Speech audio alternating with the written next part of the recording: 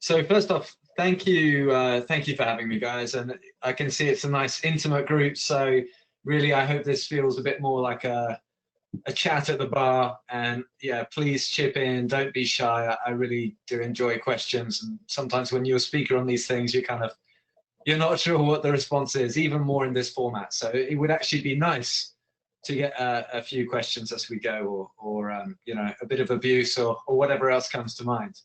And yeah, thanks for having me. Um, Thank you, Caroline, for sort of introducing me, and thank you, Alex, for having me, and thank you, Justin, for setting it all up and kind of being the watchman over the GoToMeeting software. So actually tonight I'm going to give a completely new talk. I've made this for you guys. If it's any good, I'll probably try and recycle it somewhere else, but this is really the first time I've given this talk. And I wanted to roll up two of my favorite subjects, which I'll get to in a second. But I appreciate that I may not be very familiar to some of you. So here's just kind of a few little tidbits about who I am and why maybe I can come here and speak to you a little bit this evening. So I'm half British, half French. My father is British, my mother is French. And right now I live in Exeter, Devon, which I know came as a bit of a surprise to Justin, and it has been a recent development. We moved back as a family just at the very start of the year before lockdown happened. And I am a former dive instructor, so that's kind of my background. Is when I was 25, I gave up corporate life and became a dive pro for several years. And then I made the transition to underwater photographer. But the truth is, as much as I would love to make my living purely from underwater photography, you got to have more strings to your bow than that, or at least I do. And so I think it's fair to also say that I am a writer and a trip leader. I've had a fair amount of success in competitions over the last 2-3 years, and underwater photographer of the year has been pretty good for me.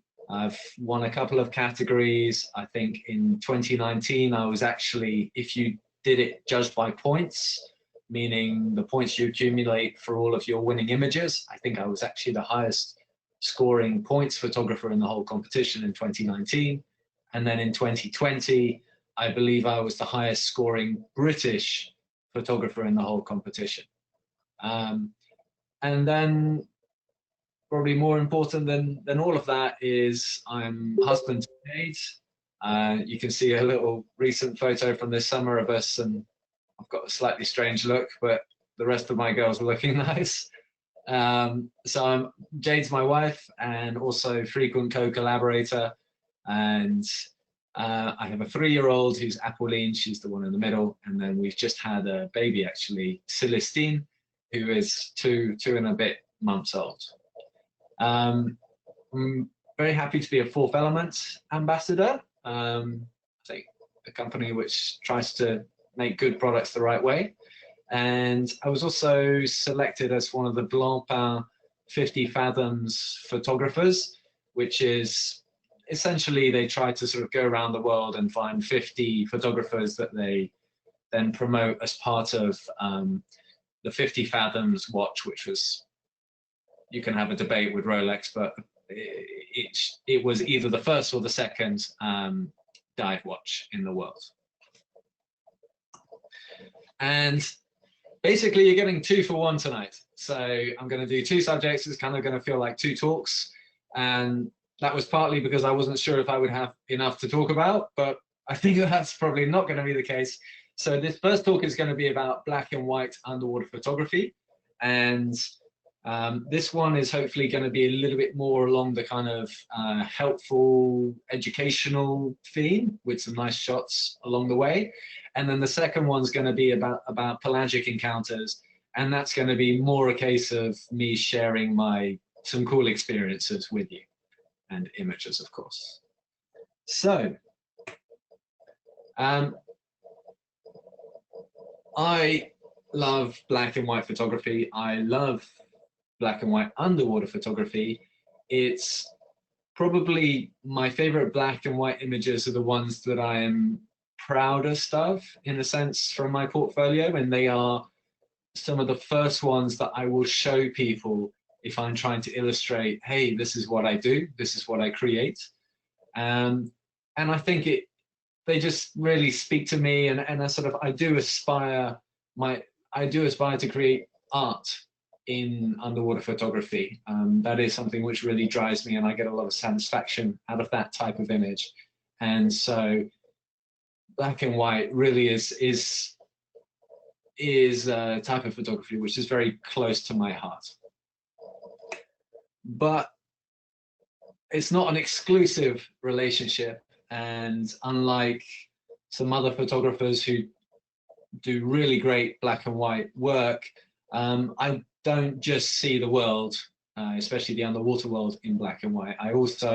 There are some images where I can't lay the color out. I just feel that they are better and stronger with color, and that is how I remember them and cherish them, and how I think the scene is best represented. So I do both.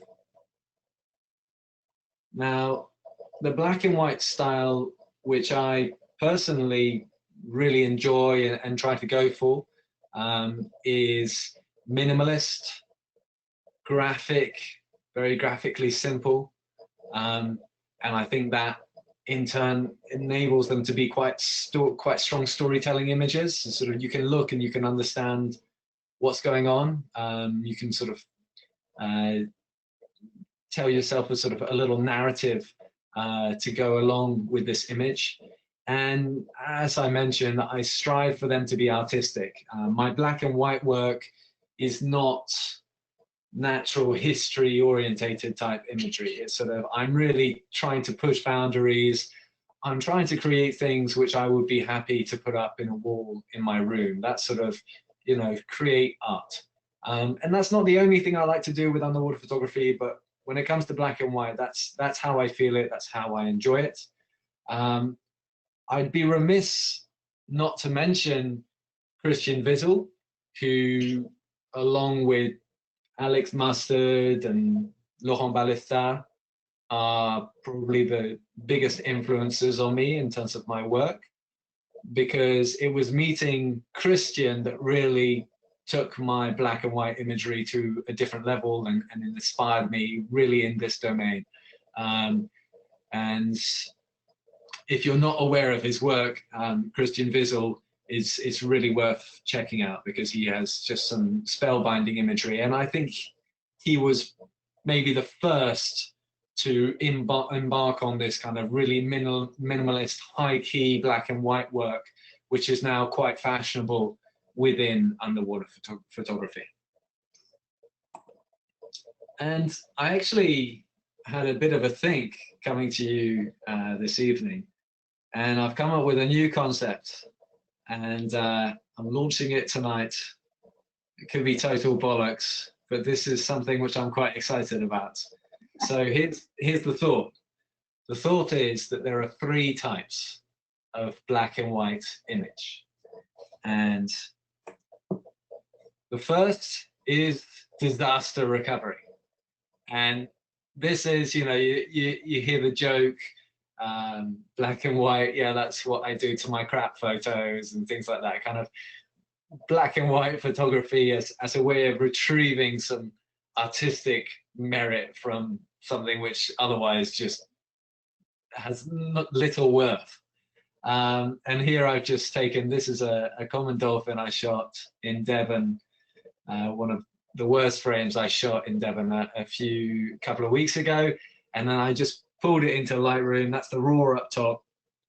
I pulled it into Lightroom and just, you know, cranked things for 30 seconds, and I came up with that, which is by no means a good shot, but maybe, just maybe, you know, it's kind of, if you stuck it up on Instagram on a very small phone screen, it might be an image that you kind of get away with for a second, where people are like, ooh, is that a dolphin, or something like that. And I think this is probably something we've all been guilty of, and I wouldn't say it's wrong to sort of to go through a process with your images. I don't always know this is meant to be a black and white image. sometimes I need to work with it and understand, and sometimes something which doesn't work in color is better in black and white.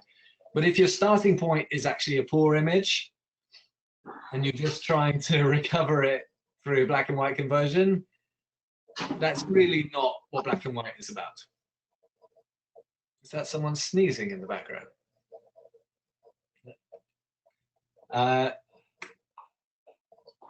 The second type of black and white imagery is images which are good both ways.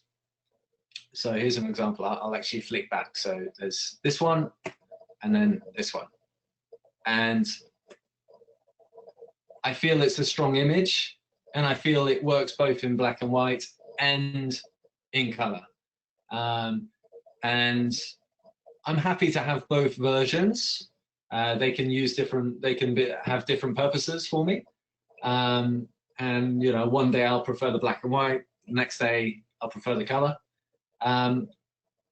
But there's usually still, even if it's a tough call, there is sort of one identity which the image has more than the other, and that maybe it's slightly better as a color or it's slightly better as a black and white. My feeling with this one is actually it's slightly better as a color image, because it is sort of beautiful, but it's also natural history, and so I think it's quite nice to have the color in the scene.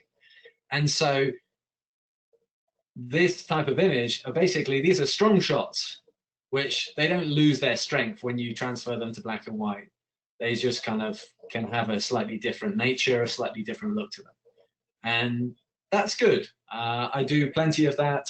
I will pretty much always test an image I like in both color and black and white, and often end up with two versions. That is absolutely fine. But the peak of the pyramid with black and white is pure black and white. And these are images which they have so much more power in black and white rather than color. They are built for black and white, and actually this to me is the highest ideal of black and white. And this is, truthfully, they are few and far between. They're hard to find, but these are the ones which I really treasure. It's the ones which kind of actually, this shot in color, it doesn't have half of the impact that it has in black and white. The eagle rays that you saw earlier on in the presentation when I was talking about loving black and white, same, so much better in black and white than it is in color.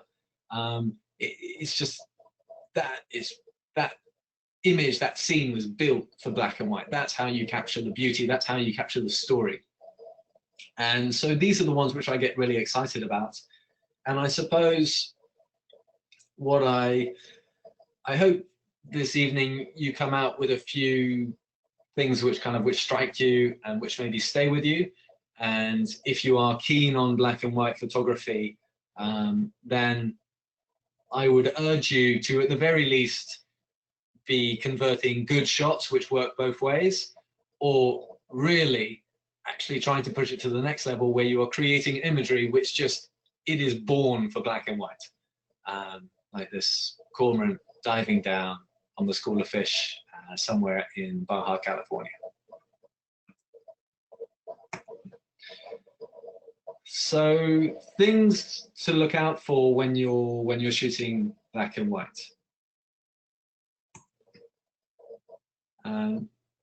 This won't be new, but of course shapes, black and white can be a really powerful way of reinforcing shape, if that is a strong feature of an image. And form. My wife said to me, what's the difference? I actually had to look it up. Apparently form is more to do with kind of 3D, whereas shape is more kind of 2D. So I stuck it with this bull shark, which I went to Cabo Pulmo in Mexico, and I was hoping for the big school of jacks, and they said, hey, we might also see bull sharks. And I thought, okay, well, hopefully we will see those things at some point. And then we went looking for the bull sharks, and I was enjoying those because they actually showed up. And then next thing we knew, the school of jacks appeared a bit to the left, and then my photographic mind was going into overdrive, and I was thinking, right, just get a bit closer, come on, guys. And then it actually happened. You know, it's one of those rare moments where the elements actually sort of obey your command. And the jacks wrapped themselves around this bull shark, and they started rubbing up against him, because if you rub up against the skin of a shark basically the wrong way from tail to snout, it's very rough, and so they're rubbing all the parasites off themselves. And that seems to be what jacks spend a lot of their time doing, is kind of scraping themselves against rough surfaces. And yeah, it's no secret, but black and white also really has great power when it comes to reinforcing texture. So this brain coral from the Cayman Islands, this was when Alex Mustard taught me inward lighting. And yeah, just, I mean, this for me is really a kind of a very, it is art in nature. You know, I'm not sure I can claim how much I can claim that it is my art, because I feel I'm still capturing sort of the essence of this beautiful brain coral, but I could sit and watch that for a disturbingly long amount of time, which I won't do right now.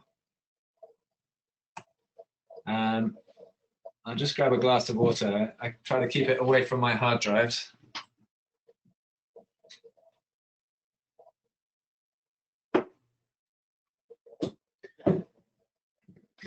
And then shades.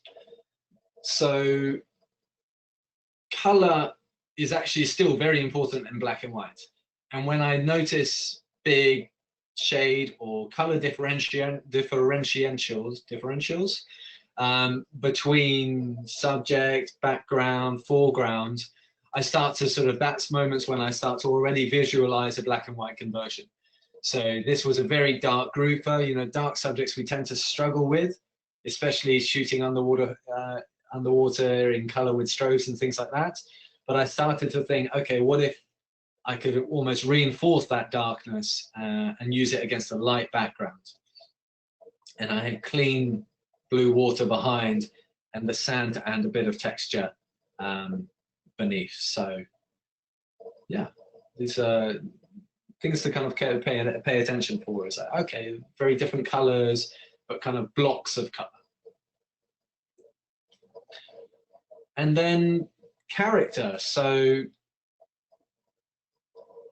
in the same way that a lot of the most successful portrait photography has been in black and white, the same can apply underwater. It's when you remove the color, it seems to distill the essence of a person, an animal, of a moment. Maybe it's also not just to do with them, but also us as a viewer, where we are able to zone in, to focus on that feeling. And maybe you just, our minds are so busy, and color can add to the busyness, that sort of black and white means we just have no distraction and can really maybe feel the power or the emotion of an image. And that's I think what it should be about, really, is, you know, this underwater photography. If the images you create, if beyond just having the good time whilst we're doing it, what we share, it should evoke a response, at least in some. And so sometimes black and white is a really nice way of bringing that about. I'm always super alert, super looking for things when I'm close to the surface. I do a lot of snorkeling and things like that too, but if I'm on a scuba dive, that'll be kind of the moment I get in, or especially around safety stops. And I'm very slow getting back on the boat, because usually I'm still looking and looking and looking, because the surface, or just beneath the surface, is an extraordinarily productive place photographically. You know, you've got reflection, you've got disparate elements, you've got sky, really that the meniscus, the transition into water, so you've got over-unders if you don't feel like doing a literal over-under or don't have the right gear for it.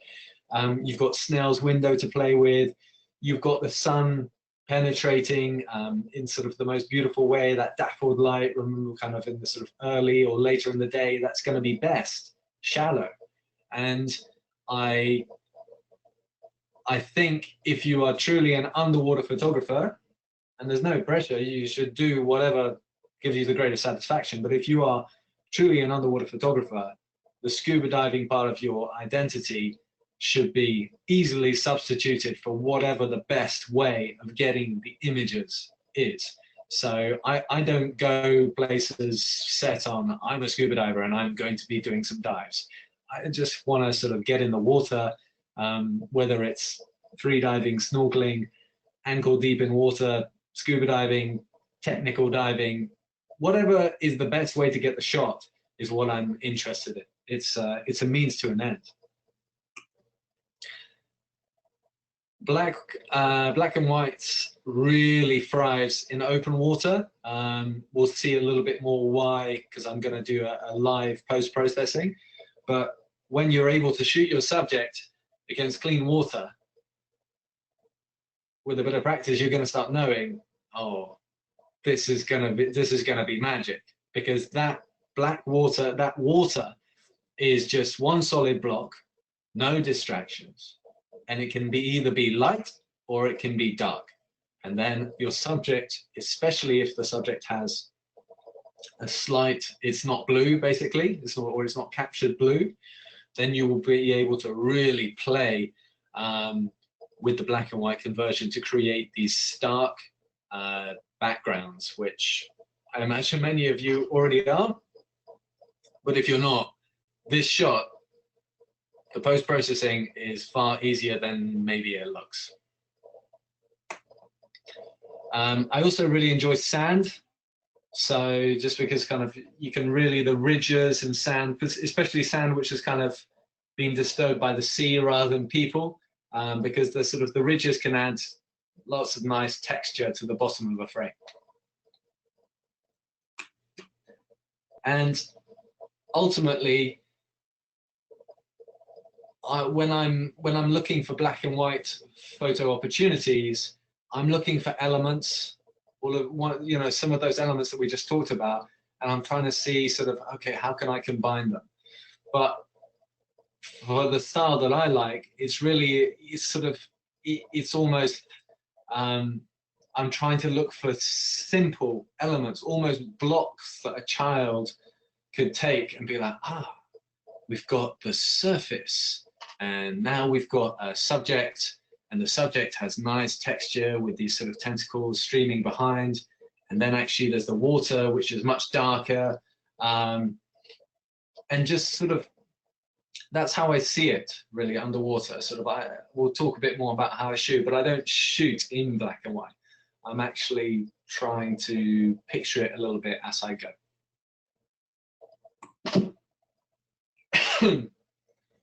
So yeah, when I shoot black and white photos, I don't shoot them black and white in the moment.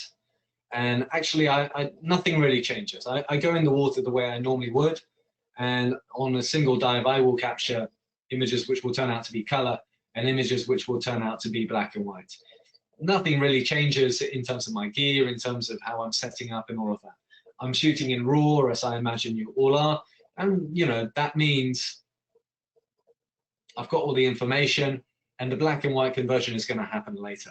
I have tried shooting with the sort of the preview in black and white on dives, but I didn't find it helpful because it gives you a very balanced preview of a black and white image, and that's not what I strive to create anyway. So sort of my editing is going to be very high key, high contrast and all of this, and so that preview doesn't give me any of that, and so I just, with a bit of experience, what you'll find is that sort of through the post-processing, you then enter the water and you almost have like a little mini Lightroom thing going in your mind, so you can kind of start to see those elements.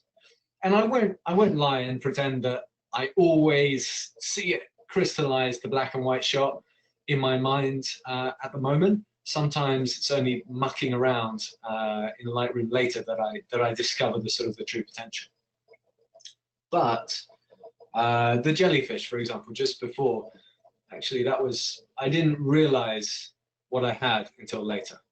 Whereas this shot, the cormorant, the eagle rays, I knew in the moment, I could already see it in my mind's eye, what I wanted to do and how much power it could have in black and white. So it can go both ways.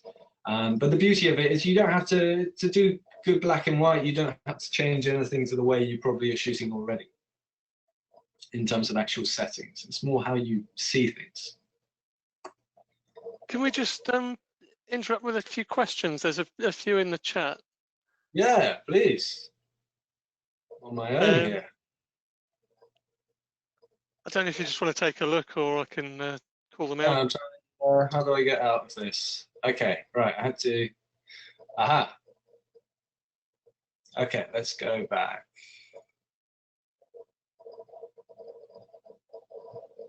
Okay, thanks for the link, Justin. Thanks for the laughter, Maggie.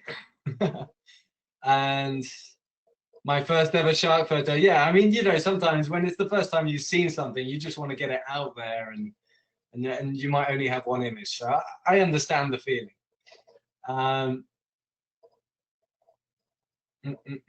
Justin prefers the black and white. Okay, yeah, I mean, it flips for me every day. And I think I just answered the, do you plan to see the photo in black and white? Sometimes yes, sometimes no, is the honest answer. And that comment was about the bull shark with the jacks. Yeah. Incredible. That must have been thrilling. Oh, it's sometimes it happens, right? That's why we put the time in the water. Grouper, how do you do that? Expose for the fish. Yeah, I mean, I actually, you'll see from the post-processing later, I just exposed it normally, and then I used my tools in Lightroom to play with the sort of the high contrast. So basically, because the grouper was a different color to the sand, which was a different color to the water, I was able to make the water and the sand very light whilst retaining the darkness of the grouper. I'm going to give you a live post-processing, so hopefully that will become a little clearer. Aha, yes. Well, actually, I'm going to use the jellyfish, Justin, so you will see exactly that. Yeah. Okay. Anyone else want to jump in whilst I'm here, or otherwise keep them coming on the feed, or even interrupt me. I really don't mind. Okay. And actually, a quick question, and it's a really obvious, you know, underwater camera geek type of one. Is what camera are you using? And yes, is it full frame? It is full frame. Yeah, currently I'm using a Nikon D850, and for wide angle, I'm pairing that with either an 8 to 15 millimeter fisheye. But my go-to lens combination these days is the Nauticam wide angle corrector port 1 with a 28 to 70 mil behind.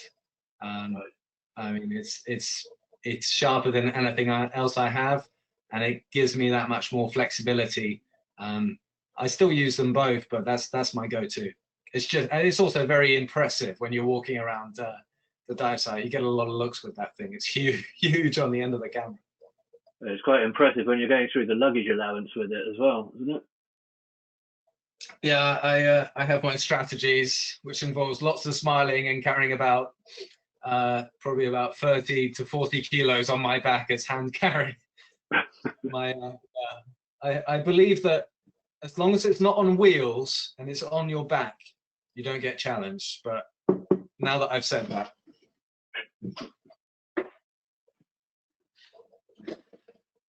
Right. Anything else, Justin, on equipment and all of that, or? No. Thanks, Henry. You crack on. Okay. Okay. Oh, I've got the chat up now, so that's perfect. And that doesn't disturb your view, does it? No, that's fine. No, it doesn't. No. All right. So also, actually, black and white can be really nice in terms of our ability to capture big scenes. And I think as underwater photographers, and I do feel that here in Britain, we've been blessed with arguably the finest underwater photography teachers in the world. And I think all of us in our particular community here, we're actually very tuned in. You know, we're quite well read on all the sort of the technical geekery and kind of the history and all of this. And I think sometimes that's almost to our disadvantage, because, you know, sort of the classic get closer #1 rule in photography, it's hard to learn, but then it's also hard to unlearn. And I think, of course, it depends on the visibility. And I admit to having done most of my diving in pretty clear waters. But sometimes it's sort of, I think we are almost afraid of taking a step back. So like in this scene, which is in Los Islotes in Baja California, I was started off with the sun rays and just trying to figure out where I could position myself inside this tunnel where the sun rays were cut off by the top of the arch. And then I was just waiting for the subject, and, you know, no strobes, nothing particularly complicated about sort of the settings. I mean, I've even got black in most of the corners, so I don't have to worry too much about sharpness, corner sharpness. But for me, it's a really powerful scene, and I've had a really good reception to this shot. And I think, you know, black and white can sometimes help to empower us to say, right, let's take this step back, and let's shoot with natural light, forget the strobes. It's also a really nice way to go. Like I know Alex Mustard, for example, going to a couple of his workshops at the very beginning of my career was what I consider my university degree in underwater photography. And I remember I didn't absorb the lesson fully that day, because I can be a bit strong-headed and kind of have an idea in my mind and want to capture it no matter what.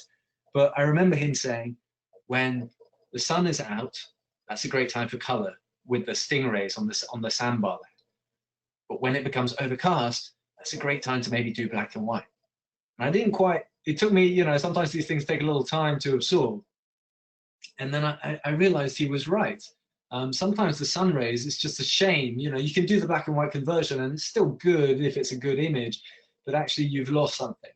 Whereas when you have those overcast days, and maybe it's your, you know, it's your 1 week, 2 week trip of a lifetime, and you're a bit gutted because you were dreaming of these sun rays that you've seen in these images online and things. Actually, when you have the overcast weather, or when the water is stirred up, so this is Blue Holes in Palau, and actually I really, you know, I went in and I was a bit annoyed because it was really choppy up at the top of this hole, and that's actually kind of like foamy water coming down, and for a moment I was a bit annoyed about that. And then actually we started working with it and incorporating it in the images, and I think for black and white it's actually, it starts to develop this sort of this kind of ethereal, maybe spooky nature. So I think black and white can often give us another option. We don't have to go in thinking I'm just going to shoot black and white. I think that would be an error. But it's good to have that black and white in our toolkit as a photographer. And I do loads of continuous shooting. You know, I'm a digital shooter. I didn't really start until a few years ago, seriously. And you know, I have huge admiration for those who started this endeavor on film cameras. But there is no reason for us to have shame about the equipment that we have today. And so it is not unheard of that I would take 1,000 frames in a day if it's fast-paced action. And yes, you know, I'd rather have the work later going through and selecting which of those images, and I'd rather sort of put my hard drives through hell, but to have bagged that one moment.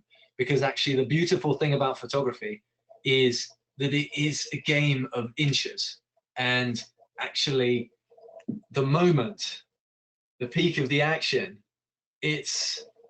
can be from a split second to the next, or it can be you moving 1 or 2 inches this way, where suddenly the composition is transformed. And that's what is quite beautiful about what we do. And that's also why, you know, all of us can even be in the same place shooting the same things, and we're all going to come away with a different image. I mean, we might have been just a few meters apart, but every image will be different. And so I think striving for that moment, that Henri Cartier-Bresson, you know, peak of the action, is made much easier if we put every factor in our corner. So continuous shooting helps me with that. Yeah, just trying to get those single moments. You know, another thing which Alex must have said, which really stuck with me, is the unusual thing about being a photographer is you are not judged by your average output. It's not like an ordinary endeavor where sort of, you know, a football player, if he plays a 7 out of 10 every game, he's going to be called, you know, a very reliable, good player. If he plays, you know, over a 10-game stretch, if he has sort of 3s, 4s, 5s out of 10, and then he has 1 10 out of 10 match, people are going to say, well, I'm not sure about him. I don't know if we can rely on him. But if we sort of transpose that into photography, if you come back from a trip and you have one truly spellbinding image versus 10 which are good, I'd take the spellbinding one every time. And those few, your best images are the ones which people will sort of judge you by and judge your portfolio by, and that is, again, don't be disappointed by that. That's the system, and so kind of work for it. Like, it doesn't matter. Every day that I go out and I shoot, my target is one shot that I like for the whole day, one shot, and actually that relaxes me a bit. I find it quite a useful strategy. Doesn't always happen, but it helps me. But I'm not afraid to use flash in black and white photography too. Like, I do think that some of the black and white photography out there, which has been very popular, maybe there has been a sort of not a total technical mastery behind those photographers, and they have gotten used to creating imagery with natural light, shooting kind of in particular environments. And that's not how I started. You know, I started shooting mostly macro in St. Lucia when I was working as a dive instructor, and I do put a lot of effort into at least trying to learn about technique and to pay attention to the equipment changes and how to maximize my equipment. So I'm not going to throw all of that out of the window when I'm creating a black and white image. If using the flash or whatever else is going to help me create the shot, then I'm very happy to use it. And there's kind of this thing, right, that black and white is for wide angle only. And I don't believe that to be true. Certainly the world of macro, the weird and wonderful world of macro, is often remiss if you don't keep the color, because that's kind of part of the story.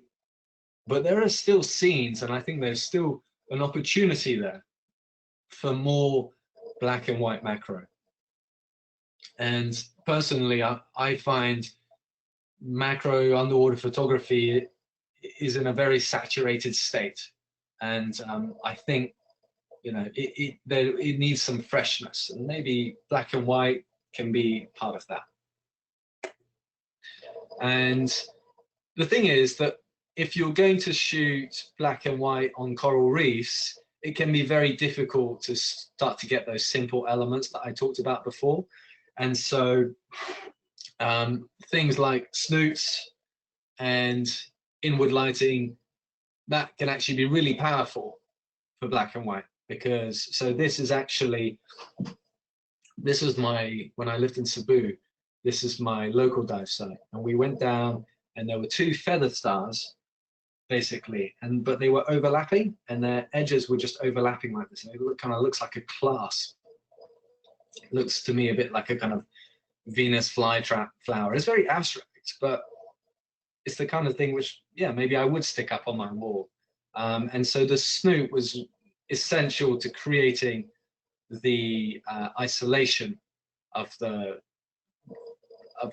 subject as in the way that I saw it. Any questions? I'm just going to have a bit of water.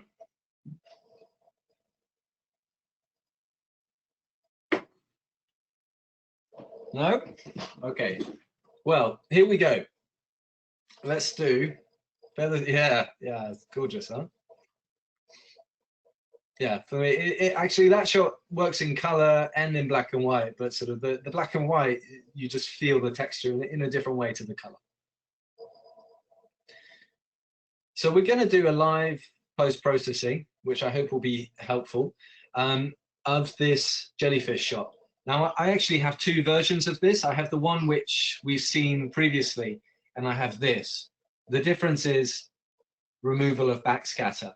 And I enjoy both versions, and for UPOY, kind of, is not too restrictive in terms of post-processing.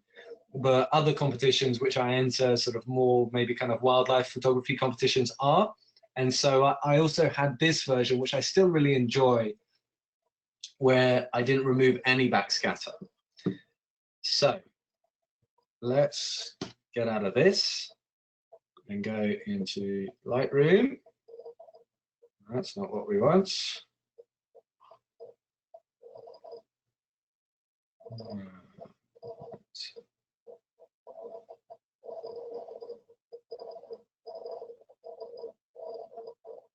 Just find this jellyfish. Okay, so this is what we're going for, and this is the starting point. This is the raw file. I haven't touched anything on this, and it may come as a surprise, but I do pretty much all my black and white conversion in Lightroom only. I used to use Silver FX. And it's cool, and it was quite a good way of learning what could be done with sort of black and white conversions. But these days I like sort of full manual control, if you want, and I can do everything I want in Lightroom. So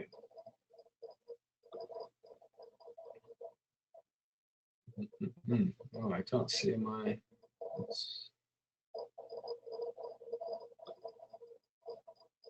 Okay. I'll just move the chat. I'm going to close the chat bar so I can actually see. Move you around. You're just over my develop panel. Okay. It's really not too complicated. And again, actually, I must pay credit to Christian Bizzle, who sort of gave me the starting point in terms of how he post-process things, and I kind of I've taken that on board and added a few things. So the keys are threefold. The first thing is color is actually essential.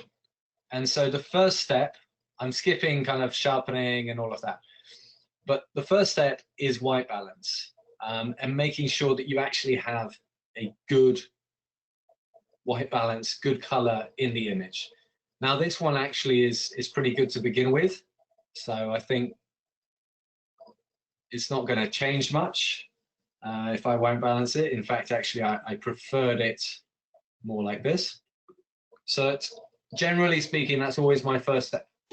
Step 2 is contrast. And I just put an arbitrary contrast figure of +10 or +20. And then what I do is I convert to black and white. Now, where you used to have your HSL, you now have black and white mix. And this is basically where the magic happens.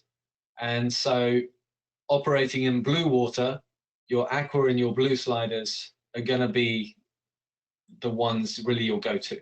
So for instance, the blue slider, I can bring it all the way down. I can bring it all the way up. Now in this particular instance, the idea was actually to sort of to get the water dark but the sky light. So I actually ended up bringing that blue up a bit rather than down. Now then aqua was more the water. See, that's sliding it all the way up, the water lightens. That's sliding it all the way down, the water starts to get darker. And now the beauty of this, if you remember, I'll just, oh, computer's thinking. If you remember, the jellyfish was purple. And so actually here we had, oops. Yeah, okay. The jellyfish was purple. So we had actually kind of like a blue sky, aqua water, and purple jellyfish, which is a perfect opportunity to be playing with these color sliders. So just a preview, let's go back.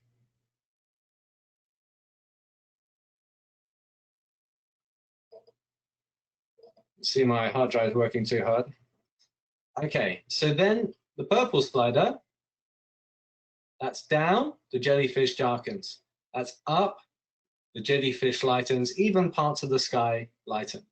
And then I'll always just go and test the other one. So maybe there's a bit of magenta here. Not much, but I'll stick it up just in case. Green, a bit of green up here in the sky, kind of around the waterline. This is Snell's window, by the way, if you haven't quite got it. So it's not a literal over-under. I'm looking up through the surface. Lazy man split shot. Yellow, I'm bringing up because I see it in the sky here and I want to lighten that. And then the orange also, I'm going to lighten that up. And the red, I'm going to lighten that up. Okay, so we got to here with all of that.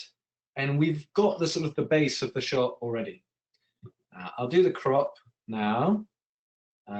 Usually I like to stay with sort of the ratios that we are used to, 3:2, 4:3, 1:1, things like that, because I think kind of we're almost conditioned to enjoy them.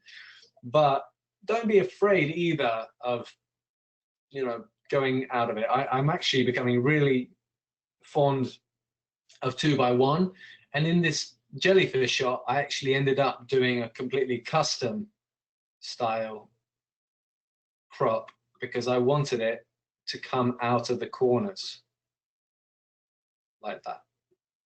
And actually having this really long frame, I felt was justifiable because it was reinforcing the key attribute of the subject. Now, after I've done that, I'm a lot of the way. And now the final step is going to be pushing this image. Now, whereas often with a color shot, I will be looking to balance it out. Black and white gives you the opportunity to really push shots, push and pull them. So starting with just simple contrast, if I drag this all the way up to +100, I think that image starts to be far more recognizable to the one which you had before. We're almost there. And then what I will tend to do is sort of highlights, you know, rather than maybe bring it down as I would with a color image to balance it out, maybe I'll bring it up. You know, look, if I go silly like that, which is actually what I did for the shot, if I pull it right up, it goes like this. And what I'm looking for in these high key black and white images, as I'm looking up at the table up here and at these corners. Down over here, that's black clipping. Over here, that's white clipping. And one of the things which I think maybe I was one of the first to do in black and white underwater photography is I'm not afraid to blow out my highlights. In fact, in a shot like this, I want to blow out the highlights entirely in that sky. So if you click on it, it will just leave it there. If you just hover over it, it will show you in red what is blown out. And so actually my target is to have that entirely blown out and then have the black actually a bit blown out with it's represented as blue. With the shadows, so I don't really want to lift them. I want to maybe bring them down a touch. The whites, can bring it up. I'm going really extreme, which is actually not what I would always do, but with this image, it worked. And then blacks, I can drag them down. And sometimes when you're not quite sure how far to drag them, that's the moment to start thinking about that the black clipping triangle up here. See here, everything in blue is actually clipped out. And that's kind of the whole look that I'm going for, is white, black, subject. And I don't want wishy-washy black or wishy-washy white. I want white, white, and black, black. And then I haven't even touched texture and clarity, which is sort of really great fun sliders, as we all know. So I can bang in a whole bunch of texture like that. Clarity is a bit rough in this case at plus 100, so maybe I'll dial that down, plus 30, let's say. Dehaze I tend to not really like, although it is very good in British waters, but I don't like it so much for tropical shots. And, you know, there's still maybe some fine tuning I can do with tone curve and things like that. But that's basically the image, right? I've just done that from RAW. This is what I have normally. This is what I just did with you guys. I might even prefer the one that I just did with you. So there you go. That's a little live post-processing. Let's see. Maybe now's a good time for questions. Which version of Lightroom have you got there? I don't know how to texture slider. Oh, gotta get some texture. I'm on the subscription. I feel it's justified to actually be on the subscription service. So it's kind of let's see, what does it say? This is version 9.4. Okay. But yeah, they have actually been pretty good about developing and improving Lightroom and Photoshop, and so yeah, I go with the monthly subscription thing. I mean, yeah, likewise. This is on Windows though, so maybe I'm just lagging behind in that regard. Okay. I had a bit of a weird thing with some of my Adobe updaters and things. It might be worth you sort of checking if all of that is syncing up correctly. Because yeah, texture, especially for us underwater photographers, it's a godsend. As you say, dehaze is very useful in the UK. I tend to use some on virtually everything. yeah. I've noticed I like it more in the UK. I've actually just had a fiddle. I'll show the group what I've done, just kind of following what you were doing with the an image which I've actually put in the comp this month, so it's quite. Oh, show us what you got. Can you re-enter it now? Bit late for that. Also, we've got a vote off for the comp, so I might just ask you to pick a favourite. How do you feel about that? Very happy. Yeah. Cool.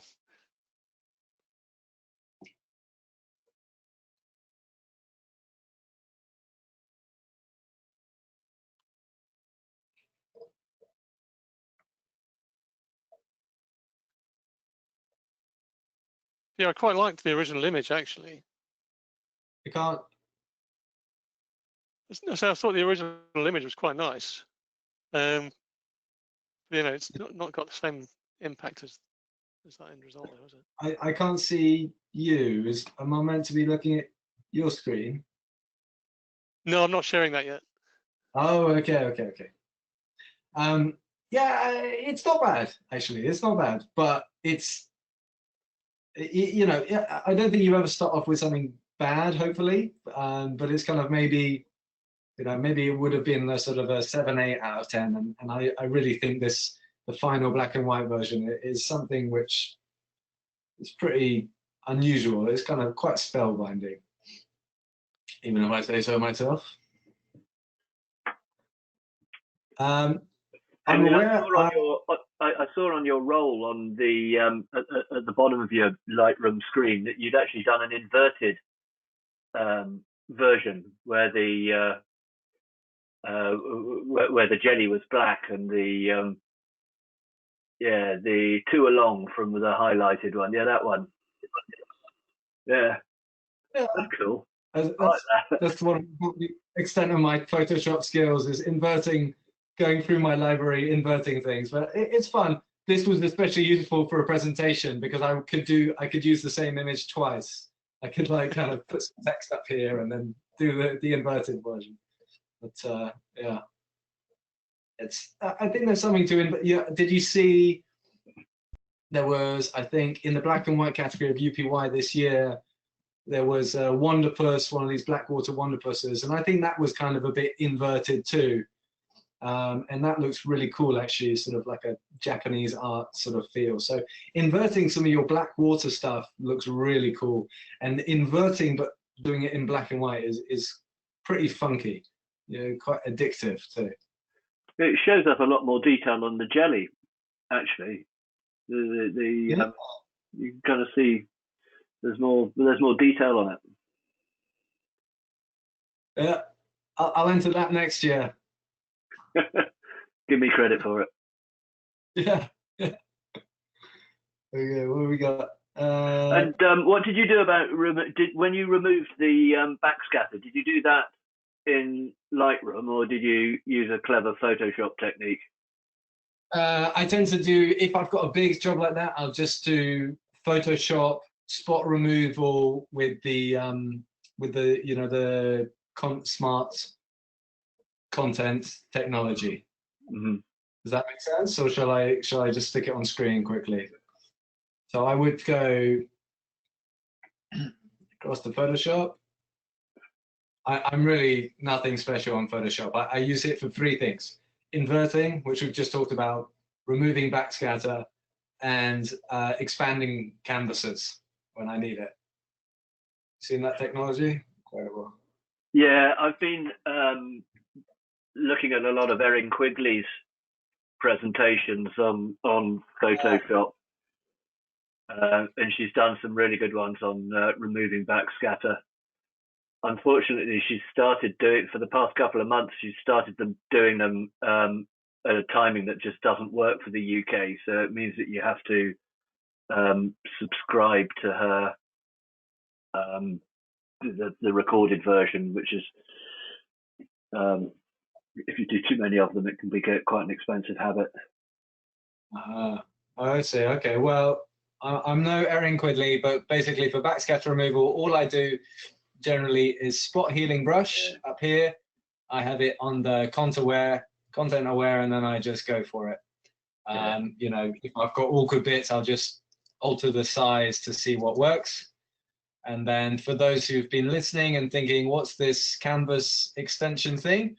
So I go under crop, and up at the top here, I have content aware ticked, and that is the magic. It's, you know, it's not me, it's Photoshop. And so I could then decide, this is not an especially complex image, so it's not the best example, but I could then say, actually, I want to just expand this a bit this way. And I do whatever I want. I hit enter. I've done this with some composite images of buildings, you know, where you just get odd corners which need filling in. Tends to do quite a surprisingly good job. Yeah, it's cool. And also for editorials, you can be like, I just need a bit of space. Yeah. So, you know, just expanded that, and I mean, you wouldn't really know. It's not the perfect image to display its capability, but it's really funky. So my next thing is more sharing some really cool stuff that I've been doing. So yeah, I love black and white underwater photography. Another thing which I'm really keen on is pelagic encounters. And I feel as though sometimes as divers, as underwater photographers, we can be a bit lazy and, you know, go to the same places and shoot the same things and things like that. And so I was really trying to look for things which could be different, and also things which I really enjoyed, and going away from the, you know, underwater Amazon rainforest of coral reefs, where you have a huge amount of life in a small amount of space, to going into the pelagic zone, which is effectively a blue desert where you have a very small amount of life in a huge expanse, is something which I find really inspiring. When Blue Planet 2 came out, the episode which really took my breath away was the Boiling Seas one, which was all about the open ocean. So that's something which I really enjoy, and I've been going to do a little bit over the last few years, and leading trips and shooting in that environment.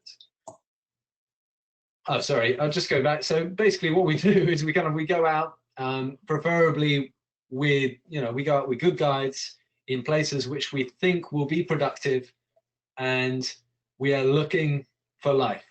But even if we try to put every factor in our favor, it's still a complete lottery. And when you do this type of thing, you have to be prepared that some days you might go out and you might get nothing. You know, it's then the next day you might see something which changes your life. You know, it's sort of, it's a total risk reward thing. And sometimes when you're out there, you just meet just a few animals, kind of, and anything that you meet out there is kind of special to meet anything in this blue desert. And so it's always worth getting in and seeing if maybe they will have an element of curiosity about you. It's, you know, it's usually curious or fearful. They're either feeling hungry, or they're pretty worried about being preyed upon. And so these were some cow-nosed mobula rays, and I just got in and I spent just a few minutes swimming with them, and then they were off again, and yeah, that was great. Or this turtle is another example of that. And what happens out here in the pelagic zone is there's no shelter, and so anything becomes a kind of an island of life. Even just like a floating, if you see anything floating in the water, it's always worth investigating, because there'll always be some sort of life which congregates around it. And then in this turtle, you have a moving example of that, because this turtle, this loggerhead, is entirely encrusted with barnacles, which are basically getting a free ride. You've got a few fish down at the bottom there. And this is, you know, this is the environment. And so we look out for anything floating in the ocean, but also that can be hard to find. And birds are one of the big giveaways. You also, this is kind of, you know, the open seas, it's the Wild West. And there are things which are beautiful out there, and there are some things which are really ugly out there, which are pretty much hidden. So this is a turtle, another loggerhead turtle that we came across. And yeah, it's just become ensnared in this fishing net, this trap or whatever it is. And so, you know, we were able to cut this one free, but this is not an isolated event, as we all know. But what really is exciting to encounter out in this environment are top predators. And one such top predator that I've been going out to look for over the last couple of years are striped marlin, like this one. And marlin are usually solitary, but for some reasons, at certain times and certain places, they will come together, united by a common goal, which is basically everything out there is looking for food. You know, I mean, you've got the blue sharks coming across the Atlantic to our coastline because they're looking for some squid, which they think will be there at this time of year. Same kind of idea with this. These marlin will aggregate in their hundreds because they know that this area in Mexico is going to have a really productive season with lots of sardines and mackerel coming together. And that is, food dictates everything for them. Thanks, Glyn. And then really, when we do locate them, the chase is on.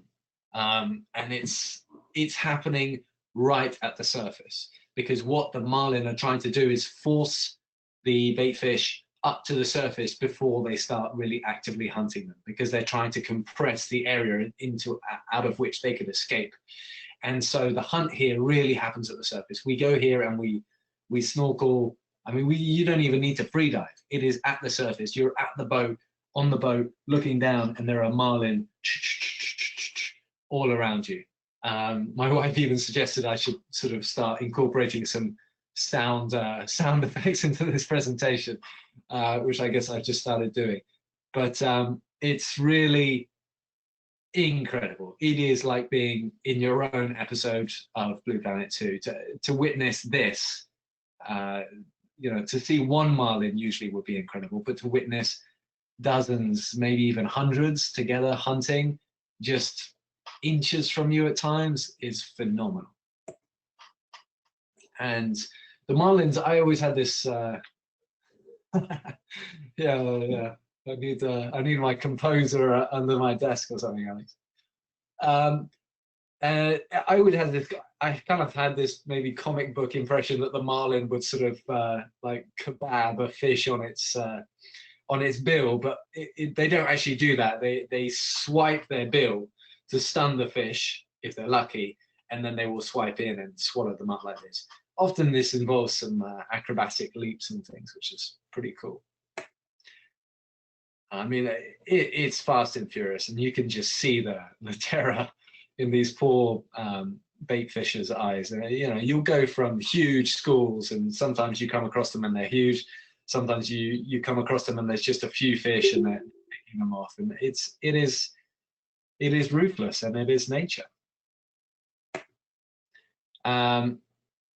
Yeah, another marlin splashing down right in front of me.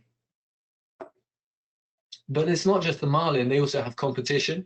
So sea lions join, and sea lions, you know, sort of seals' cousins, they bring a whole playful nature to it.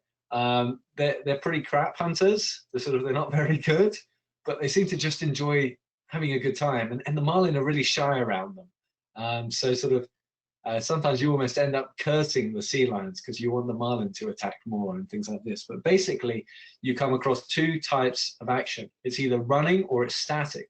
If it's static, it means they've got the bait ball surrounded that you can get in and more or less stay in one spot and kind of watch it. If it's running, it's like this high-speed chase across the oceans, and you might jump in and just, you know, you get 5 seconds, 10 seconds, and it's over. You get back on and you go again. Photographically, those moments can actually be very productive, though. So I actually quite like running bait balls. This is, yeah, sea lion diving in, and you can see him at the bottom grabbing a fish, which is a bit of an anomaly for what the sea lions, and then the marlin kind of hanging below. And we go when the water is also really clear, so you can kind of take these step backs, and this is not a perfect shot, but it's sort of just the scale of the action. It's phenomenal. Clarity is remarkable for that much stuff going on. I mean, it's, yeah. Although sometimes you get in and there's just so many scales. That's, you know, it's just backscatter before you've even started. But and it can work in black and white too. I just did this one today. I don't know what you guys think. It's got some shape and form, certainly. Thank you, Maggie. Cheers, Donovan. So yeah. Now that's one event. One event, and another somewhere else. These are both in the Pacific Ocean. Another event has these tuna yellowfin tuna onrushing to you. I mean, thousands, well, hundreds, probably thousands, yellowfin tuna together, which is very cool in and of itself. I've never seen anything like this before, but it's actually not the main event. The main event is dolphins, huge super pots of dolphins, between 1,000 to 3,000 individuals, and that's what we're going out to look for in this blue desert. So whereas the other event was marlin and really just predation on steroids, there is some predation going on, but that's not so much what you witness. You just witness these thousands of dolphins just living their lives. I mean, it's good enough from the surface, but when you get in the water and you're greeted by scenes like this, and it's just, I started counting the dolphins in this frame and then I gave up. Yeah, well, yeah, Maggie. I mean, I've always been the one kind of trying lots of different dolphin strategies, kind of trying to get in with them, being dragged by the boat, hoping that we're DSLR in one hand, trying to get them close. But these, I mean, sometimes they just pass us by. I think this one, we would have dropped in and they would have just swam by us, kind of, because they're doing their thing. But yeah, I mean, this is an opportunity to just get close to dolphins on a biblical scale.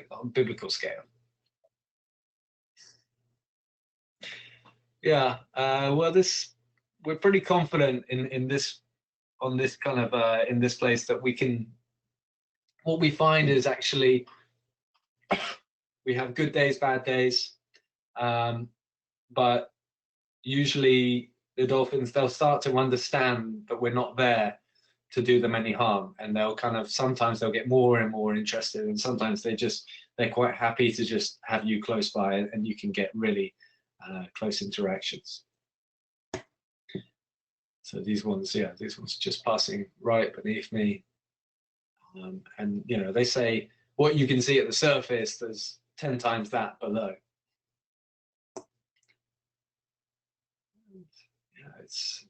Yeah, you just witness them living their lives, and it's extraordinary. Yeah, I mean, I was just wanting to get in the water with dolphins, let alone thousands of them. And yeah, there's playing, there's spinning, there's plenty of pooing. You've got these little poo stains through the waters, plenty of that going on too. This is actually where they filmed Blue Planet 2: Boiling Seas. It's a really, really special place. What's killer whales? No, I've not witnessed it. It's not unheard of to see them to see false killer whales in the area, or whales in general, but I haven't seen them together yet. I only went for the first time this year though, just before lockdown, so that's kept me going nicely. And yeah, just to close off, a bit of dolphin sex right there. You see everything, and in fact sometimes you get these weird bubbles, and based on this photo I think that often those bubbles are dolphins having a bit of hanky-panky. So yeah, it's two things which really inspire me, which I've spoken about tonight: black and white underwater photography and pelagic encounters. You can find me on henleyspiers.com. You can find me on Instagram at Henley Spiers Photo. On Facebook too, at Henley Spiers Photography, or even at just my personal account, no worries. I do offer trips if you are interested. Also, if you've got any questions, please just drop me a note. If you'd like to know about the trips, either write to me or sign up for my newsletter. I'll just need your email. If you go on my website, there should be a prompt. The newsletter is the first place where I will release trips and information. And sometimes it doesn't go beyond that. It sort of doesn't go out onto social media or publications or things, because I tend to run very small trips to these different kinds of experiences. and actually we're trying to keep it quiet generally. So once the boat is full, that's all good, good enough for me, and I don't want to have too many other boats in the area. So yeah, I thank you very much